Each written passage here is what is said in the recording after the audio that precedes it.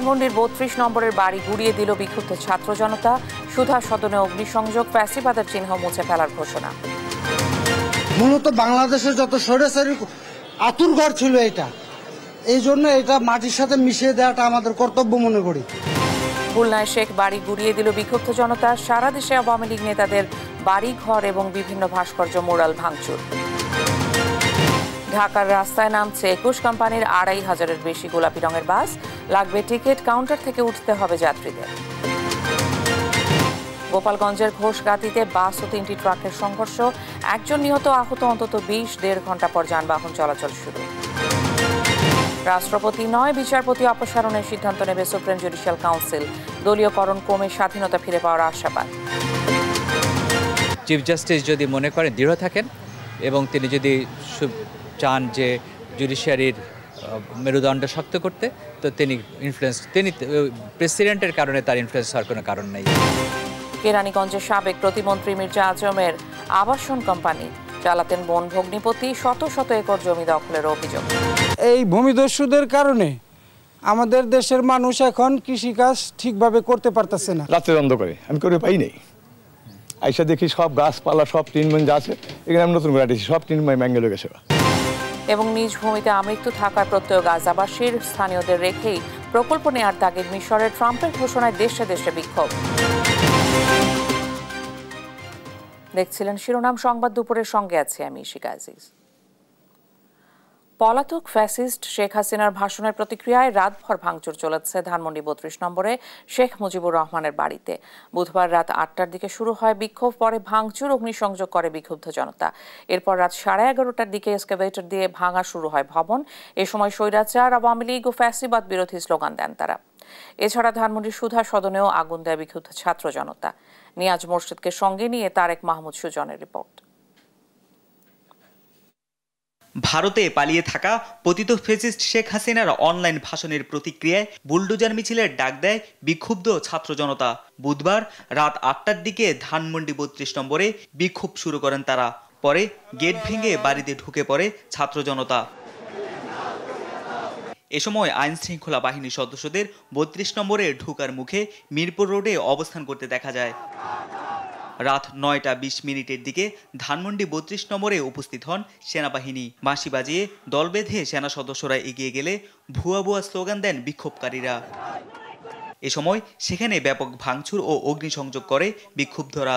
রাত ১১টার দিকে বাড়িটি গুড়িয়ে দিতে আনা হয় বুলডোজার ও ক্রেন। এরপর রাত ১১:৩০টার দিকে এক্সকেভেটর দিয়ে ভাঙা শুরু হয় ভবনটি। এ সময় স্বৈরাচার, আওয়ামী লীগ ও ফেসিবাদ বিরোধী স্লোগান দেন বিক্ষুব্ধরা। জানান, ফেসিবাদের কোনো চিহ্ন এদেশে আর থাকতে পারে না।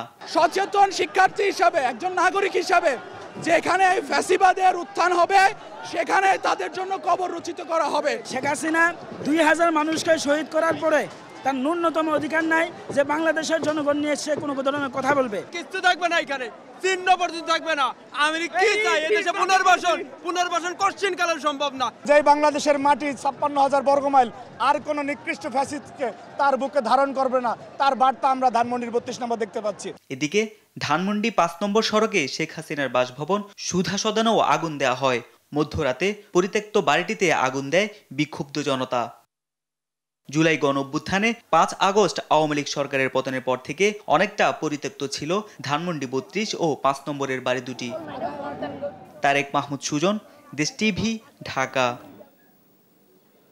ধানমন্ডি ৩২ নম্বরে রয়েছেন সহকর্মী আলিমুজ্জামান সাফওয়ান, সেখান থেকে সরাসরি যুক্ত হচ্ছেন তিনি। সাফওয়ান, ভাঙার কাজ কি এখনো চলছে, আর এখনকার অবস্থা জানাবেন?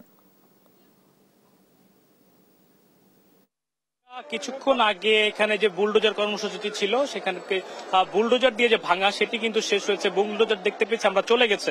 তো এখানে বর্তমানে যে উত্তেজিত যে ছাত্র জনতা রয়েছে তারা কিন্তু এখানে অবস্থান করছেন এবং তারা কোনোভাবে শেষ পর্যন্ত এই বাড়িটি যতক্ষণ না পর্যন্ত পুরোটা না ভেঙে ফেলা হয় তারা এখান থেকে যাবে না বলে ইয়াদি বলেছেন। এবং তারা কিন্তু কিছুক্ষণ পর পরই স্লোগান দিচ্ছেন এখান থেকে, যে তারা বলছেন যে এই পতিত সরকারের যে শেখ হাসিনা তাকে কিন্তু ভারত থেকে দেশে নিয়ে এসে তার বিচার সেটি করতে করতে হবে, এটি তাদের একটি দাবি রয়েছে। তো তা আমরা ভবনের ভেতরে যেটি দেখতে পেয়েছি যে এখনো কিন্তু মানুষজন ভেতরে রয়েছেন এবং তারা নিজ উদ্যোগে ভাঙার চেষ্টা করছেন। তাদের যে ক্ষোভ সেটির বহিঃপ্রকাশ তারা করছেন। এছাড়া সকাল থেকে যে লোকজনের উপস্থিতি সেটি কিন্তু ক্রমেই বাড়ছে। আর ঢাকার যে বিভিন্ন জায়গায় ঢাকার বাইরে থেকেও এসেছেন লোকজন, এমনটি আমাদের কাছে বলছেন যে তারা দেখতে এসেছেন যে স্বৈরাচার সরকারের কি পরিণতি হয় আর সেটি তারা দেখতে এসেছেন বলে আমাদেরকে জানিয়েছেন। তো এই মুহূর্তে একজনের সাথে কথা বলতে চাই। আপনি কোত্থেকে এসেছেন এবং আজকে যে কর্মসূচিটি এই ব্যাপারে কি বলবেন? আমি খুলনা থেকে গতকালকের 3টার সময় রওনা দিয়েছি এবং রাত্রে এসে পৌঁছেছি এবং আমি এখানে একটা উৎসব হচ্ছে, আমি গতকালকে রাত্রে এটা দেখে আমি খুলনা থেকে চলে আসছি এবং এই উৎসবটা আমাদের 5ই আগস্টে পালন করার কথা ছিল, কিন্তু আমাদের ছাত্র জনতা ভুল করে ফেলেছে। এই কারণে গতকালকে রাত 9টার সময় শেখ হাসিনা ভাষণ দিবে। সেই ভাষণ দেওয়ার কারণে এই দেশের সাধারণ জনগণ উত্তেজিত হয়ে তার পিতা সেই পিতার বাড়িটা একেবারে মিশিয়ে দিচ্ছে জনগণ এবং এই বাড়িটা এখানে রাখা হবে না। তারা কিন্তু বলছেন যে গতকালকে শেখ হাসিনার একটি অডিও বার্তা দেওয়ার কথা ছিল এবং সেটি দেওয়ার পরে কিন্তু বাংলাদেশের যারা ছাত্র জনতা সহ রয়েছে তারা কিন্তু ক্ষোভে ফেটে পড়েন এবং তারই প্রেক্ষিতে তারা কর্মসূচি দেয়, বুলডোজার কর্মসূচি, এবং একযোগে সারা দেশে আওয়ামী লীগের যত বড় বড় নেতা ছিল তাদের বাড়িতে হামলা সহ এই আওয়ামী লীগের যে কার্যালয়গুলো ছিল সেগুলো ভেঙে দেওয়া হচ্ছে। তো এই মুহূর্তে আরেকজনের সাথে কথা বলতে চাই। আপনিও তো এখানে রয়েছেন, তো আজকে কি পরিস্থিতি দেখছেন? জি, আমি পুরান ঢাকা থেকে আসছি। আমি একটা কথা বলতে চাই, আমি বিএনপি সক্রিয় কর্মী। আমার নেত্রী দেশনেত্রী বেগম খালেদা জিয়াকে মইনুল রোড থেকে এই ফ্যাসিস্ট সরকারের প্রাইম মিনিস্টার শেখ হাসিনা উনি বের করে দিয়েছিলেন। দেখেন আল্লাহর কি বিচার। আজকে জনতা, ছাত্র সবাই সম্মিলিতভাবে আজকে তার বাবার বাড়ি কেন সব মুজিবের বাদ সব ধোঁয়ায় মিশাই দিল। তারা বলছিলেন যে রাজনৈতিক যে প্রতিহিংসা ছিল তারই একটি ফল আজকে দেখতে পাচ্ছে। যে তো সব মিলে যেটি আমরা সকাল থেকে দেখছি যে এখানে কিন্তু উত্তেজিত জনতা অবস্থান রয়েছে এবং তারা কিন্তু বিক্ষুব্ধভাবে এই বাড়ি যে যেখানে পাচ্ছেন সে ভাঙার যে কর্মসূচি সেটি কিন্তু করছেন এবং বাড়ির যে মালামাল সেটি তারা সঙ্গে করে নিয়ে যাচ্ছেন। তো আমার কাছে এই ছিল রাজধানীর 32 নম্বর থেকে সর্বশেষ খবর। সাফওয়ান, ধন্যবাদ আপনাকে।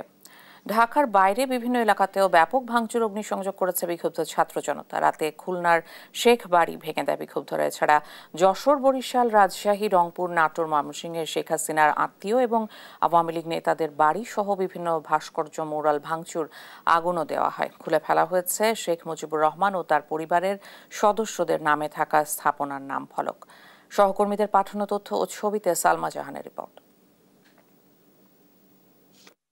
শেখ হাসিনার ভাষণের প্রতিক্রিয়ায় রাজধানীর বাইরে সারা দেশে ভাঙচুর, অগ্নিসংযোগ করেছে বিক্ষুব্ধ ছাত্র জনতা।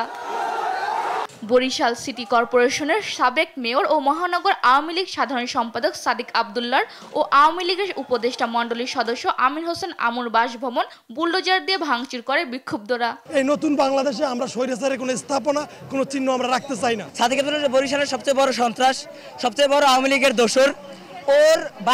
ওর বাড়ি বরিশালে থাকা মানে ওর চিহ্ন থাকা। যতদিন মেয়র ছিল আমাদের জনগণকে নিরস্ত্রভাবে এমন বিলে করে রাখছে, আমাদের টাকা চুইসা এমন বিলে আমাদের ঘাম জড়ানো টাকা দিয়া এই বাড়িটা সে বানাইছে। খুলনা বৈষম্য বিরোধী ছাত্র আন্দোলনের ডাকা লং মার্চ কর্মসূচিতে নগরীর শেরেবাংলা রোডের শেখ বাড়ি গুড়িয়ে দেওয়া হয়।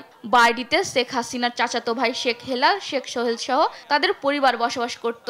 যে বাড়ির সামনে ভিতরে হয়তো ঢোকার কারো সৌভাগ্য হয়নি, আজকে আমরা এখানে দাঁড়িয়ে সেই উচ্ছেদ অভিযান আমরা খুলনাবাসী আসলে যেটা একটি মূর্তিমান আতঙ্ক ছিল। গভীর রাতে ছাত্র জনতার উত্তেজনা ছড়িয়ে পড়ে যশোরেও। জেলা পরিষদের মধ্যে থাকা বঙ্গবন্ধুর 2টি মুরাল ভেঙে দেয় ছাত্র জনতা। কুষ্টিয়া 3 আসনের সাবেক এমপি ও আওয়ামী লীগের যুগ্ম সাধারণ সম্পাদক মাহবুবুল আলম হানিফের বাড়িতেও বিক্ষুব্ধ ছাত্র জনতা বুলডোজার দিয়ে ভাঙচুর চালায়। এছাড়া জেলা আওয়ামী লীগ সভাপতি সদর উদ্দিন খানের বাড়িতেও আগুন দেওয়া হয়। রাজশাহী বিশ্ববিদ্যালয়ের আবাসিক হল ও একাডেমিক ভবন সহ ক্যাম্পাসের বিভিন্ন স্থাপনায় মুজিব পরিবারের নাম মুছে দিতে ভাঙচুর চালায় শিক্ষার্থীরা। পরে শেখ মুজিবুর রহমান হল, শেখ হাসিনা হল, কামরুজ্জামান হল, শেখ ফজিলাতুন্নেসা মুজিব হল ও শেখ রাসেল মডেল স্কুলের নাম পরিবর্তন করে বিজয় 24, ফাতিমা আল ফাহরিয়া, শহীদ আলী রায়হান, নবাব ফয়জুন্নেসা চৌধুরানী ও শহীদ রিয়া গোপ নামকরণ করে তারা। ফজিলাতুন্নেসা মুজিব যে হলটি রয়েছে এই হলের নাম পরিবর্তন করতে চাই। এই হলের নাম পরিবর্তন করে আমরা নবাব ফয়জুন্নেসা চৌধুরানী হল দিতে চাই। আপনি জানেন যে বাংলাদেশের প্রথম মহিলা একজন নবাব একজন শাসক ছিলেন, তাকে স্মরণ করে এবং তার সম্মানার্থে আমরা ওই নামটি পরিবর্তন করতে চাই। বুলডোজার কর্মসূচির অংশ হিসেবে রোকেয়া বিশ্ববিদ্যালয়ের সব স্থাপনা থেকে হাসিনা পরিবার নাম মুছে দেয় শিক্ষার্থীরা। নাটোরের সাবেক এমপি শিমুল, সাবেক মেয়র উমা চৌধুরী জলি ও জেলা আওয়ামী লীগ অফিস ভাঙচুর ও আগুন দিয়েছে ছাত্র জনতা। জাহাঙ্গীরনগর বিশ্ববিদ্যালয়ে ভাঙচুর করা হয় শেখ মুজিবুর রহমানের স্থাপনা ও মুছে ফেলা হয়েছে গ্রাফিক্স। ময়মনসিংহ নগরের সার্কিট হাউস মাঠ সংলগ্ন বঙ্গবন্ধুর মুরালও ভেঙে ফেলা হয়। সালমা জাহান, নিউজ ডেস্ক, দেশ টিভি। ঢাকার বিভিন্ন সড়কে চলাচল করা 21টি কোম্পানির বাস টিকিট কাউন্টার ভিত্তিতে পরিচালনা করার সিদ্ধান্ত নেওয়া হয়েছে। প্রায় 2610টি গোলাপি রঙের বাস চলবে রুটগুলোতে। বৃহস্পতিবার সকালে উত্তরার আজমপুরে এই কার্যক্রমের উদ্বোধন করা হয়। প্রাথমিকভাবে গাজীপুর থেকে ঢাকার বিভিন্ন গন্তব্যে বাসগুলো চলাচল করবে। সংশ্লিষ্টরা জানান, চলতি মাসের মধ্যে মিরপুর, গাবতলী, মোহাম্মদপুরে চলাচল করা বাসগুলো টিকিট কাউন্টারের মাধ্যমে পরিচালনা করা হবে। এখন থেকে কাউন্টার পদ্ধতিতে বাস চালাতে হবে এবং যাত্রীদের নির্দিষ্ট কাউন্টার থেকে টিকিট সংগ্রহ করে বাসে উঠতে হবে। এদিকে যাত্রীরাও নির্দিষ্ট কাউন্টার থেকে টিকিট কেটে বাসে উঠতে পারবেন বলে স্বাচ্ছন্দ্য প্রকাশ করেন।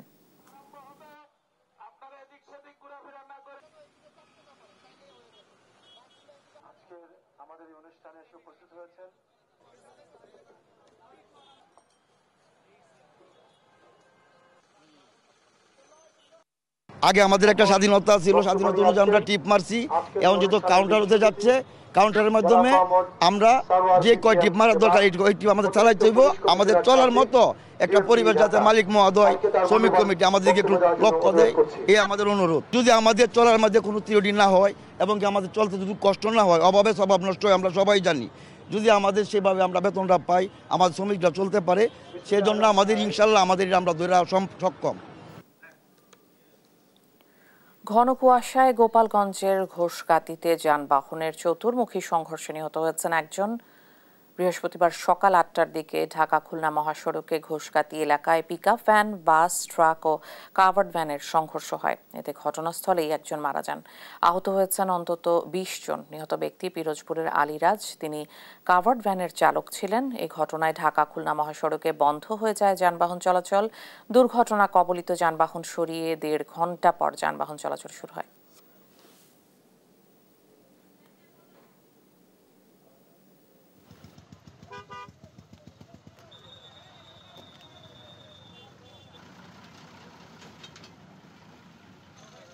লোকজন এসে দেখা দেখি করতেছে অন্ধকারে, কুয়াশার মধ্যে, আর কোনো করতে পারে নাই।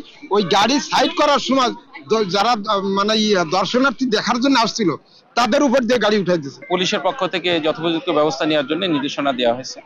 আমরা আশা করছি যে এই জাতীয় অ্যাক্সিডেন্ট কুয়াশার মধ্যে আরো বেশি সতর্কতা অবলম্বন করার জন্য সংশ্লিষ্ট সকলকে আমি অনুরোধ জানাচ্ছি। রাষ্ট্রপতি নয়, বিচারপতি অপসারণের সিদ্ধান্ত নেবে সুপ্রিম জুডিশিয়াল কাউন্সিল। আইনজ্ঞরা বলছেন, সুপ্রিম জুডিশিয়াল কাউন্সিল পুনরুজ্জীবিত হওয়ায় বিচার বিভাগ ফিরে পেয়েছে হারানো স্বাধীনতা। এর মাধ্যমে বিচার বিভাগের দলীয়করণ ও রাজনীতিকীকরণ কমে আসবে। কাউন্সিলকে স্বাগত জানিয়ে এর প্রয়োগ হচ্ছে বলে জানান আইনজীবীরা। সাবরিনা মজুমদারের বিশেষ প্রতিবেদন। গেল 15.5 বছর বিচার বিভাগে স্বৈরাচার আওয়ামী লীগ সরকারের নগ্ন হস্তক্ষেপে বিব্রত ছিল পুরো আইন অঙ্গন। বিচার বিভাগে দলীয়করণ, রাজনৈতিক স্বার্থে রায় নিজেদের পক্ষে নেয়া, প্রধান বিচারপতিকে জোরপূর্বক দেশ ত্যাগে বাধ্য করা সহ নানা কর্মকাণ্ডে ভেঙে পড়েছিল বিচার কাঠামো।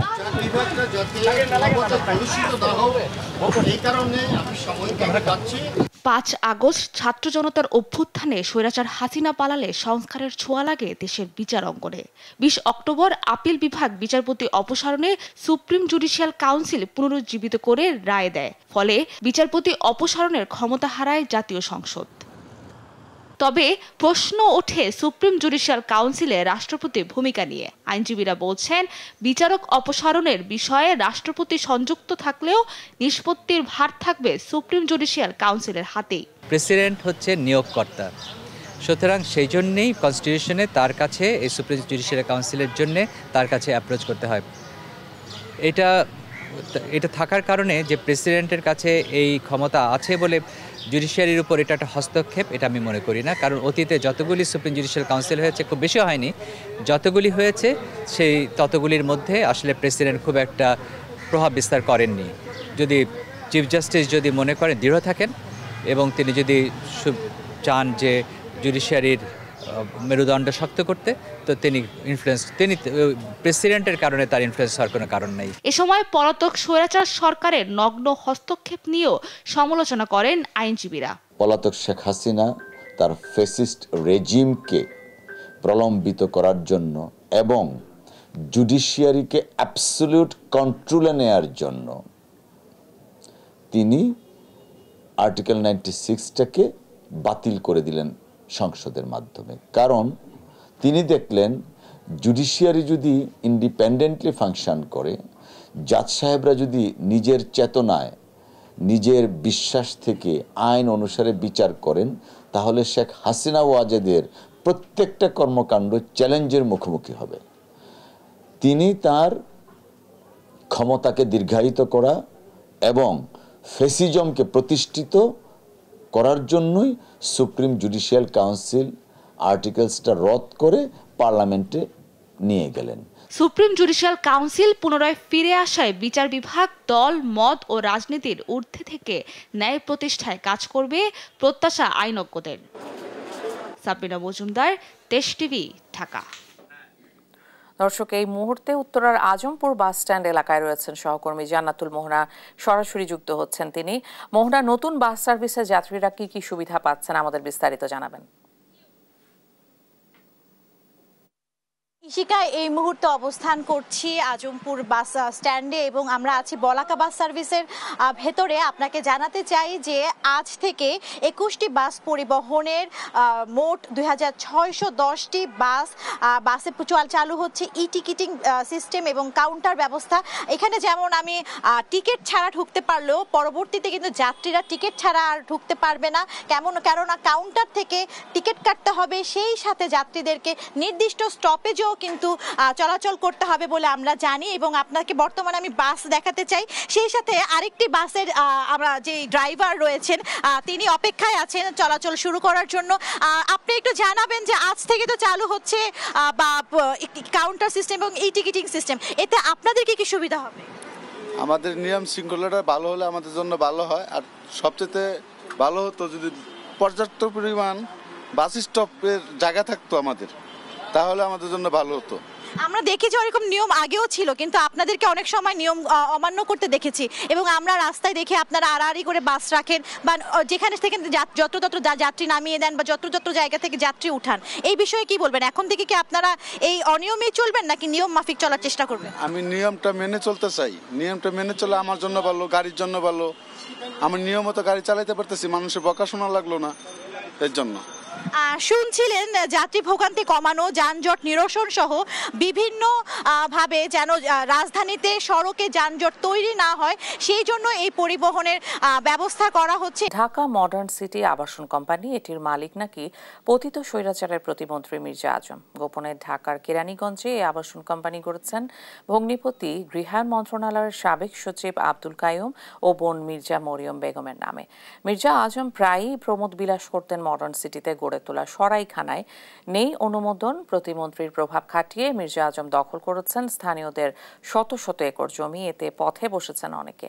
শাহাদাত নিশাদের ধারাবাহিক প্রতিবেদনের আজ দেখুন প্রথম পর্ব। আমাদের জায়গা ওরা দখল করে নিয়ে যাচ্ছে।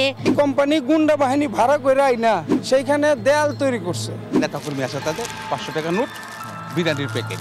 যেহেতু অনুমোদিত না, আমরা হাউজিং বলি না। আর ঢাকা ঢাকা মডার্ন সিটি আবাসন কোম্পানি। অবৈধ এই আবাসন কোম্পানির কাগজে মালিক গৃহায়ণ মন্ত্রণালয়ের সাবেক সিনিয়র সহকারী সচিব আব্দুল কাইয়ুম ও তার স্ত্রী মির্জা মরিয়ম বেগম। আশেপাশের স্থানীয়দের বেশিরভাগ জমি দখল করে গড়েছেন এই অবৈধ আবাসন কোম্পানি ঢাকা মডার্ন সিটি। একজন সহকারী সচিব কিভাবে একটা আবাসন কোম্পানির চেয়ারম্যান হয় তার হিসেব না হয় পরে আসবে। তবে চাঞ্চল্যকর খবর হচ্ছে ঢাকা মডার্ন সিটির মালিক স্বৈরাচারের প্রতিমন্ত্রী মির্জা আজম, যা আগে কেউই জানত না। স্বৈরাচার আওয়ামী লীগ সরকারের পতনের পর বেরিয়ে আসে থলের বেড়াল। শত শত একর সম্পত্তির দখল নাকি মির্জা আজমের এক ফোনেই হয়ে যেত। প্রতিমন্ত্রীর প্রভাব আর লাঠিয়াল বাহিনী দিয়ে শুধু সম্পত্তি দখল করেননি, জমি বিক্রির নামেও হাজার হাজার কোটি টাকা হাতিয়ে নিয়েছেন সাধারণ গ্রাহকের কাছ থেকে। আর আব্দুল কাইয়ুম ও তার স্ত্রী মির্জা মরিয়ম বেগম আর কেউই নয়, তারা হচ্ছে মির্জা আজমের ভগ্নিপতি ও বোন। নিজের এই অবৈধ আবাসন আড়াল করতেই তাদের চেয়ারে বসিয়েছেন মির্জা আজম। হাউজিংয়ের আড়ালে অন্যের জমি দখল, বালু ফেলে দখল, ফসলি জমি ভরাট, অবৈধভাবে বালু উত্তোলন করে প্লট বিক্রি করে কামিয়েছেন শত শত কোটি টাকা। মির্জা আজম সাবেক এমপি আওয়ামী লীগের, ওনার প্রভাব দেখায়া এই এলাকার যত কৃষি জমিগুলা মানুষ আগে কৃষিকাজ করত, এখন এদের এই ভূমিদস্যুদের কারণে আমাদের দেশের মানুষ এখন কৃষিকাজ ঠিকভাবে করতে পারতেছে না।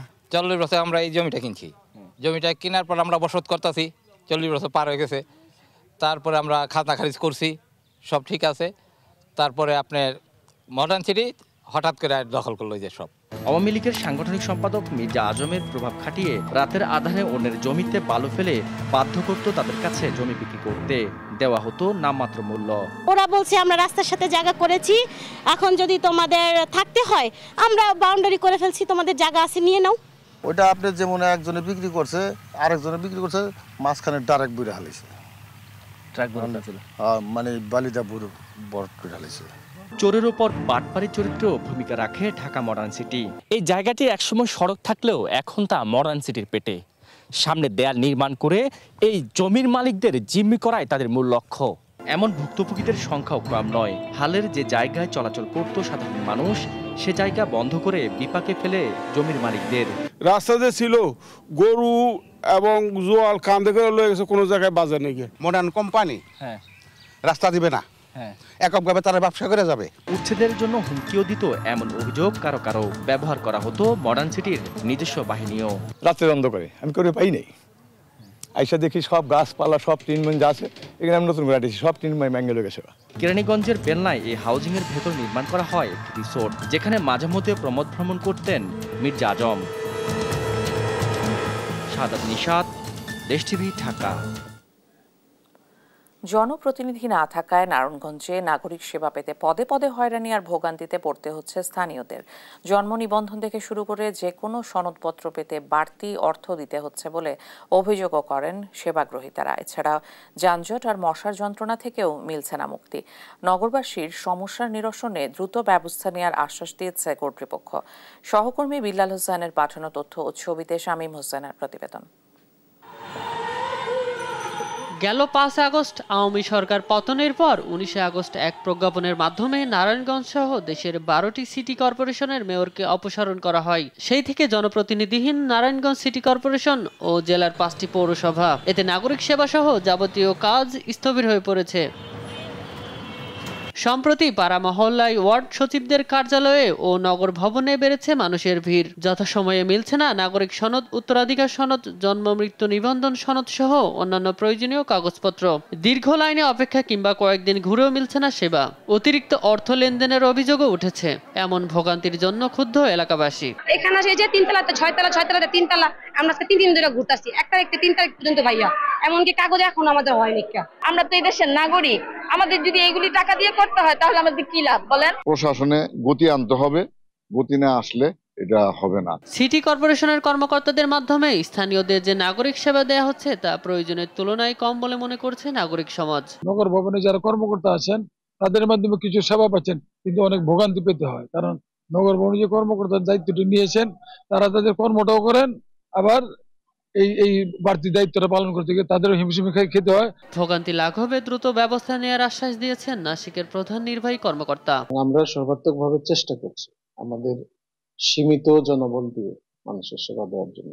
সিটি কর্পোরেশন এলাকায় নাগরিক সুবিধা নিশ্চিত করতে দ্রুত ব্যবস্থা নেবে সংশ্লিষ্ট কর্তৃপক্ষ, এমনটাই আশা স্থানীয়দের। নিউজ ডেস্ক, দেশ টিভি। এ যেন সর্ষের মধ্যে ভূত। বরিশালের জেলা প্রশাসক থাকাকালে প্রভাব খাটিয়ে দুই ভাইকে চাকরি দেওয়ার অভিযোগ উঠেছে শহীদুল আলমের বিরুদ্ধে। তবে অভিযোগ মানতে নারাজ তারা, জানান ভাইয়ের জোরে নয়, নিজ যোগ্যতায় চাকরি পেয়েছেন তারা। সচেতন মহল বলছে প্রশাসনের গুরুত্বপূর্ণ পদের অপব্যবহার দুঃখজনক, আর বিষয়টি তদন্ত করে ব্যবস্থা নেওয়ার কথা জানান সংশ্লিষ্টরা। শাহিন সুমনের তোলা ছবিতে শাকিল মাহমুদের রিপোর্ট। ঘড়িতে সকাল 10:30। অফিসে নেই বরিশাল সদর উপজেলা পরিষদের কম্পিউটার অপারেটর শরীফুল আলম। সাংবাদিকের ফোন তড়িঘড়ি এসে হাজির। অভিযোগ আছে তার বড় ভাই শহীদুল আলম বরিশালে জেলা প্রশাসক থাকার সুবাদে 2013 সালে চাকরি বাগিয়ে নেন তিনি। যশোরের বাসিন্দা, কিভাবে বরিশালে নিয়োগ পেল তা নিয়েও রয়েছে প্রশ্ন। তবে অভিযোগ মানতে নারাজ শরীফুল। নিয়োগ বিজ্ঞপ্তিতে বাংলাদেশের নাগরিক হিসাবে আবেদন করতে পারবে, সেই সুবাদে আমি এখানে নাগরিক হিসাবে আবেদন করছি এবং আমার বড় ভাই এই বিষয়ে কোনো হস্তক্ষেপ করে নাই। অভিযোগ আছে শহীদুল জেলা প্রশাসক পদের প্রভাবে নিজের আরেক ভাই মাহবুব আলমকে চাকরি দিয়েছেন বরিশাল বিশ্ববিদ্যালয়ে। 2014 সালে কম্পিউটার অপারেটর পদে নিয়োগ পেয়ে এখন অর্থ ও হিসাব পরিচালকের অফিসের প্রশাসনিক কর্মকর্তা সে। দেশ টিভির ক্যামেরার সামনে শুরুতে কথা বলতে রাজি না হলেও পরে সাফাই গান নিজের পক্ষে। জেলা প্রশাসক থাকায় তার এই বিশ্ববিদ্যালয়ে কোনো সদস্যই না আসে, আর সে থাকাকালীন আমার চাকরিটা স্থায়ী হয়নি। এ বিষয়ে জানতে একাধিকবার চেষ্টা করা হলেও সাড়া মেলেনি বরিশালের সাবেক জেলা প্রশাসক শহীদুল আলমের। সচেতন মহল বলছে এসব ঘটনার সুষ্ঠু তদন্ত করে শহীদুলের বিরুদ্ধে ব্যবস্থা নেয়ার। আমরা এ ধরনের যদি কোনো জেলা প্রশাসক উদ্যোগ নেয় তাহলে তার তীব্র প্রতিবাদ জানাই। কোনো প্রকার উনি প্রভাব খাটিয়েছেন অথবা কোনো অবৈধভাবে অথবা নিয়ম বহির্ভূতভাবে নিয়োগ হয়েছে, আমাদের কাছে অভিযোগ আসলে অবশ্যই আমরা তদন্ত করব। এই বিষয়টি আপনার কাছে পেয়েছি যেহেতু আমাকে এটা খোঁজ নিতে হবে, তবে আমি খোঁজ নিয়ে যদি এরকম বিধি বহির্ভূত কিছু পাই সেটা আমি প্রয়োজনীয় ব্যবস্থা নিতে পারব। 2012 সাল থেকে 2015 সাল পর্যন্ত বরিশালের জেলা প্রশাসক হিসেবে দায়িত্ব পালন করেন শহীদুল আলম। শাকিল মাহমুদ, দেশ টিভি, বরিশাল। সিলেট ওসমানী আন্তর্জাতিক বিমানবন্দরে বিপুল পরিমাণ স্বর্ণের বার সহ দুজনকে আটক করেছে জাতীয় গোয়েন্দা সংস্থা ও এয়ারপোর্ট কাস্টমস কর্তৃপক্ষ। এনএসআই কর্মকর্তারা জানান, বৃহস্পতিবার সকালে গোপন সংবাদের ভিত্তিতে বিমানবন্দরে অভিযান চালান তারা। পরে সংযুক্ত আরব আমিরাতের শারজাহ থেকে আসা বিমান বাংলাদেশ এয়ারলাইন্সের একটি ফ্লাইট থেকে সন্দেহভাজন দুই যাত্রীর ব্যাগ তল্লাশি করে প্রায় 17 কেজি 500 গ্রাম স্বর্ণ উদ্ধার করা হয়, যার বাজার মূল্য প্রায় 18 কোটি টাকা। বিষয়টি নিয়ে সংবাদ সম্মেলন করার কথা রয়েছে কর্তৃপক্ষের।